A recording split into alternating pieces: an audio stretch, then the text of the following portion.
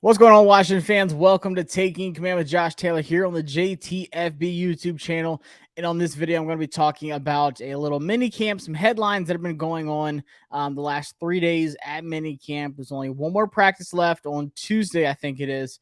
They had to move inside today because of the air quality, which is crazy stuff going on. But nonetheless, hit that subscribe button and then like the video if you enjoy what you see. And as always, drop your comments. I love hearing y'all's thoughts and just talking to y'all about everything that's going on with the team. A little program news coming up, some scheduling, like I said in the last few videos. The next video, I'll be starting some position evaluation and then also some season expectations for certain players, whether it's rookies, guys like Chase Young, just some major contributors and key factors on this team this season. So hit that subscribe button so you don't miss out on anything. Looking forward to those. I got a lot to talk about, actually, about some of these positions. And I'll hit a little bit of it on this video today because there's been some headlines going on the last few days about minicamp. And I'm going to start out, obviously, with the biggest one, and that was the return of 3 players. In my opinion, I'd say 2 are more important than the other. So that was Charles Leno, left tackle, Montez Sweat, and then Chase Young, of course, coming back. His first time, participating. Obviously, he did the media days and then jumped right in some mini camp. So his first time really doing anything since Washington declined to pick up his 5th-year option. So this is the make or break year for him. So definitely gonna be doing a season expectation video for Chase Young and what this season really means for him personally, but then also this team, some transaction stuff like salary cap and stuff like that. This is a big year though. This is the year that he either gets back to that Chase Young, that number 2 overall pick, caliber player that we know he can be, or he's going to be a free agent at the end of the year. So him being there and him looking good is what really stood out to me. Montez Sweat had some plays, batted down some balls, had some would-be sacks on Sam Howell. So he came in and he jumped right in, didn't miss a beat. And then Chase Young, from what I've seen, videos, then obviously people at minicamp talking about it, it just seems like Chase Young has that spring back in his step, that burst, which is so big for his position. You want to talk about get-offs in that split second, being in a position, being able to counter offensive linemen's moves. And I feel like that burst is just as important as some of these running backs and wide receivers. When you're talking about that pass rushing position at the next level, especially right now. It's speed guys, but it's also guys that are fast that can, quick to do counter moves, whether it's bull rushes, like I said, speed rushes, some rip swims, spin moves, you name it. In today's NFL, you've got to be a high caliber edge rusher. That's what we really want back with Chase Young. I know we got KJ Henry. I haven't really heard too much about him. He's more of like the depth guy now, possibly the man for the future. He's still just kind of, learning stuff from our guy, Ryan Kerrigan, who's a fantastic coach, by the way. Love watching him coach up those edges. Got to talk to him a good bit when he was coaching at the Senior Bowl. A lot of these guys that are drafted this year. So just having that caliber of a coach for a guy like KJ Henry is going to be big. Coming into the NFL, it's a big jump. But still, he's also learning from Montez Sweat and Chase Young. And we saw what the inside of this line can do. Jonathan Allen's been doing it consistently since he entered the league. Out of Alabama, and then Deron Payne. He's been pretty good. In my opinion, he's been underrated the last few years. And then last year, he really earned that paycheck, just putting up crazy numbers. It was always Jonathan Allen getting the sack numbers. And then last year, Deron Payne was the guy. So if you have the interior D-line like that, and then Phil Mathis too, apparently he's looked great. He says he feels much better. He feels like he's back to himself. I think that's huge too, whether you're talking about a 5-2 line where you have, Montez Sweat, you have Deron Payne, you got Phil right there, that zero tech over the center. You've got John Allen, and then you got Chase Young. I think that's going to be a big time, third down, third and longs, obvious pass situations for the offense. You're trying to get to the quarterback in these big time plays. It kind of allows you, and then of course the secondary will help out with that. I'll talk about that a little bit. But having those 5 guys on the line, Washington does it a good bit. I'm not going to say it's all the time, because if you have high quality players, you can get to the quarterback with 4 on the line. But just think about what that 5-man line would look like on these third and longs and stuff like that. But for Chase Young, like seeing him, and I know it's just drills. I know it's early. It's only been 3 days. But seeing him in these drills, I think that's something that's been missing, especially last year. He just didn't have that speed. He didn't have that get off that I was really just hoping to see out of Chase Young.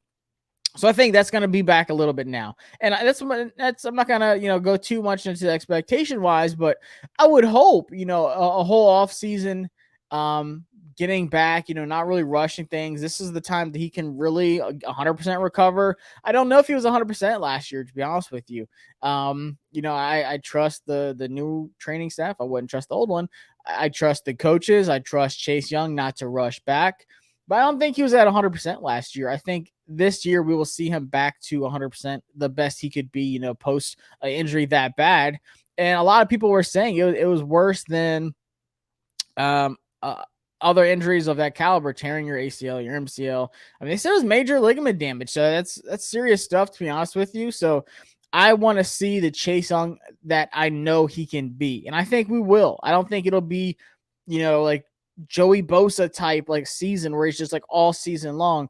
But if he can cause big plays, those turnovers, and just game-changing plays throughout the season, you have other guys that can do that now too in the secondary. I think that's going to be big. So I'm expecting a big season out of Chase Young. I think seeing him back on the field, seeing him have a little bit of that pep back, is just really good news for me. So let me know what y'all think about Chase Young. How y'all think he's looked in those clips. I know it's just practice. I want to see some live game action out of him. Same with Montez, though. Those plays where he is batting down passes with those long arms, which are ridiculously long, one of the longest ones in the NFL, out of edge rusher. But then he's getting to the quarterback in these practices. He's getting to Sam Howell. He's, causing pressure. It's actually really good for this offensive line. And I know it's something we say a good bit. This offensive line, and I'm definitely going to talk about that video. I have a lot to say about the offensive line. Good, bad, and then things I would change. They're going against like the best in the NFL. I truly think at the top potential wise, Washington's defensive line is the best in the NFL. And I don't think there's really anyone that could come close to it when you look top to bottom. Both edge rushers, both inside guys, now depth with Mathis, and then obviously Ridgeway looked good in some situations. Tuhill, Obata's depth guys on the outside. I think Washington has the best defensive line in the NFL, and I don't think it's close. So the offensive line gets to go against that in practice, but so does Sam Howell. And I think that's really going to help him come season time, when he's seeing the best of the best coming at him. And he's, knowing when he has to get rid of it, knowing, the timing stuff, the mental aspect of the game, the speed of the NFL. Like, this is what you have to do, whether you climb up in the pocket, whether you leave the pocket with your feet, or you just need to get rid of the ball. I think that's something that's going to go a long ways this season for Sam, is going against these guys in practice every single day. And Sam's been letting it rip. Today, apparently he had a couple interceptions, back-to-back ones. Troy Apke, who we can't get rid of for whatever reason. The guy's been around almost as long as I have. And then Percy Butler, who's had a really good, mini camp and OTA so far. I think that's a guy who's going to take a stride and say, hey, what about me in the secondary? And they're going to definitely rotate him in like they did last year, maybe a little bit more. But Sam's been really testing it out, and you hear it all the time. Like, Pat Mahomes has really bad practices, like in the offseason. Aaron Rodgers does. Josh Allen does. Like, they're throwing turnovers. Oh, no. This is when, like, you want to do it. And I know people are going to overreact. Like, oh, my God, he's throwing interceptions. Like, this isn't good. Or, like, is that good for the secondary, or is that good for or bad for the quarterback? Like, I guess both, but I'm not overreacting about interceptions. Like, Sam's been letting it rip. He's been making some crazy tight window throws.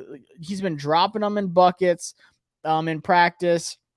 He's had some really good, and I mean, the velocity of his balls, like, it's ridiculous. I remember when I was at the Senior Bowl and he was there, they measure every single thing. There's sensors in the football, and they measure every single statistic, and he was blowing everyone out the water. Well, there's, Desmond Ridder was there, Malik Willis was there, Pickett was there. I think Bailey Zappi was there too. But they talk about, like, the velocity that the throws had. His was like 200, whatever the measurement is, more than Kenny Pickett, who was like second, and Malik Willis was right under him. So, I mean, like, Sam's passes are very noticeable. That's something I noticed last year when I was at training camp and OTAs and minicamp and stuff. That ball comes off of his hand, and it did in North Carolina too. It's not like he just found this. Like, Sam Howell has a cannon, and we saw that in the Cowboys game. He made some really good throws to Jahan Dotson that had the zip on it. That first one that was a touchdown to Terry. You can see that zip on it. And then, but also the ball placement, the deep one to Terry on that right sideline. That's what you're getting out of Sam Howell. So yes, he's still growing. Yes, he's still figuring things out. He's learning this new offense with Eric Bieniemy. But at the end of the day, like, Sam Howell has the tools to be a quarterback one in this league. I love Sam Howell. If you scroll down, that's the guy I've talked about the most quarterback wise. Even before we drafted him, I broke him down more than any other player I've ever taken a look at. And I'm like, what do GMs not see that, what am I missing? There's no way this guy should have been in the 5th round. I had a late 1st round grade on him. I said, at worst, depending on how things fell, beginning of 2nd round grade on him. I did not have a 5th round grade on him. A lot of teams didn't. Washington didn't either. It's just the way the cards fell. We got super lucky that he fell to the 5th. I think someone said we had a late 3rd on him, which I still think is late. But with Eric Bieniemy coaching him up, I'm not even going to say like, he was working with Pat Mahomes. Look what they did. But just his experience, like being able to just work with them and take what he already has and add to it, I think goes a long ways. Eric Bieniemy's been ripping dudes in practice. Like, I love hearing him talk. If you haven't seen his press conference yet, he just screams head coach material. So I love the way he's barking at guys. He's being hard on them. This is a very professional room of athletes that we have. We don't have like all these divas and stuff that some other teams have, like guys who just aren't coachable. You have guys like Terry McLaurin, Jonathan Allen. I know he's on defense, but still, like Jahan Dotson. Like, we have a mold of players, and that's what we're really, that's what's going to help us out. Like, Eric Bieniemy can coach the way he wants to, because people are like, oh man, coach being like ridiculous, blah, blah, blah, blah. Like, no, be a professional athlete, get coached up and apply it and try to win some games, man. And I think that's going to go a long ways for us. And one more position group that I've been super hard on the offense that's been getting some positive feedback so far at OTAs and minicamp has been the tight end room. I've been very vocal about this tight end room. I said Logan Thomas does not need to be here. That's the only thing that hasn't happened yet in my offseason plan that I made back in January when the season ended. I made a list of like 12 things. All of them have happened except one, and that is Logan Thomas getting cut. And I'm going to talk about that in the tight end position evaluation. I've got a lot of thoughts about it, but I'm just going to talk about what I've been, hearing and seeing out of OTAs and minicamp so far. And that's that Logan Thomas has looked much better. And I think you can say the same, like I said, with Chase Young. I don't think he was 100% last year.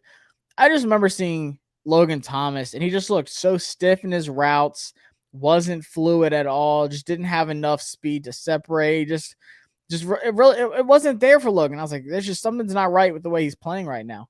I saw it in practice and I saw it live in games, at the stadium. I watched it on TV, watched back, look at some Logan Thomas plays. I was like, it's just something's not right with him. And it seems like he's finally getting healthy, knocking that rust off, whatever it was, just in those legs and his knees, like just getting back to Logan Thomas. And I think that's going to be big.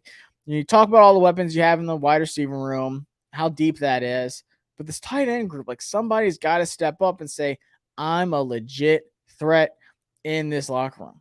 I thought we were going to get that out of Rodgers. He gets hurt. He's out for the season with his Achilles. But Logan Thomas is like, guys, I'm here. It sounds like he's been making big plays. You've seen some videos of Logan Thomas making some big time catches from Howell. But also Cole Turner. That's a guy I really like too. Another guy I talked to at the Senior Bowl. And I liked his game. It's just, for me, he didn't have the ability to block. He was just strictly a receiving threat, and a really good receiving threat, which is needed in this league, especially with our kind of offense now. You see Kelsey, what he did at Kansas City, obviously completely different players, going deep, running these, vertical routes from that Y spot as a tight end. I think Cole Turner is going to have a big role this year. I think Cole Turner is going to be a guy that Eric Bieniemy can really mold up and say, like, look, this is what you're really good at. We don't want to focus too much on like you and the, inline tight end position, like the hand in the ground, trying to block edge rusher, stuff like that. It's just not going to work. That's just not your game. We need to utilize you as a passing threat and that Y spot in the slot as a tight end, and that's fine. There's nothing wrong with that. He said he slimmed down some. He's lost some weight. He feels like he's got even more of a burst to him. I really like him. Obviously, he had some injuries last year. He got hurt on a Heineke throw where he came up. I think that's when he got his concussion. And just had some other little injuries here and there. So if he can stay healthy, I think Cole Turner is going to have a big time role in this offense. John Bates looks like he's been good too. I feel like he's had a few good plays here and there. I just have not ever been, even when we picked him, I was like, man, like I didn't like the pick. I'm still not sold on him. Like, I'm sorry, but I'm going to be honest with you. I'm still not sold on him as a fit. Cause we like tall tight ends. We like athletic tight ends, but I'm dying for a legit tight end one. Maybe it's Brock Bowers next year. Who knows? If Sam Howell is a guy, then absolutely going to be Brock Bowers or Brevin Spawn-Ford. There's a lot of good tight ends in the draft next year. But I think that Logan Thomas really has to say, guys, like, I'm the leader in this tight end room. I need to step up and take it to the next level. And I think Cole Turner is going to be right there behind him. Production-wise, I think Cole Turner absolutely, if he stays healthy, has the chance to outperform Logan Thomas. You know, Logan Thomas was a great red zone threat. He was a guy that was really reliable for getting those, jumping up in the air, getting some of those higher passes, bodying guys up, kind of like in the paint, getting them rebounds, just boxing guys out, just big bodying. That's what Logan Thomas did the best. And that's what I really want to see out of him. So secondary has been running all over the place. But for this video, I just want to talk about what I've, seen for the videos and really heard out of minicamp what's been going on. Obviously, the return of Chase Young, Montez Sweat have been huge. Charles Leno being back is nice. We can finally get that offensive line really molding together. But then the tight end room seems like they are like, guys, like this is why we didn't take anybody in the draft. This is why we didn't really sign anyone in free agency. Like, we like what we have, and maybe I was wrong about that, but I didn't like it. I think a lot of people didn't like the tight end room, but it's getting there. They're showing out, so maybe they will surprise me, a lot of people, but we'll see. I'll break that down even more closely on the position evaluation videos. Like I said, guys, appreciate it. Minicamp's wrapping up, and of course, training camp's going to be coming up in July. I will be at training camp. I don't care if I have to walk from Austin, Texas to Ashburn, Virginia. I will be at training camp more than one day. I can promise you that. Going to try to make some preseason games as well. And of course, I'm going to be there in the season. Like, I might as well get me like a flight membership or whatever y'all call it, because I'm going to be all over the place between here and Penn State and all those other places. But for football season, I'm so ready, guys. Like, it's so close. I love practices. I love really as a team kind of, they're going to be cut down soon. They have like 90 right now. It's got to get to 53 or somewhere around that number. I think it goes down one more time and then it goes down again. I think it's to 53 unless they just changed it. But like I said, guys, subscribe to the channel, hit that like button. Let me know what y'all think about minicamp, the storylines, how you feel about the tight end room, how you think Chase Young looks, how you think he's going to do this season. Same with Montez Sweat. Did we overreact with them not being at OTAs? Were you glad that they were there at camp? Whatever. Hit that subscribe button. I will see y'all next time on Taking Command with Josh Taylor. Peace.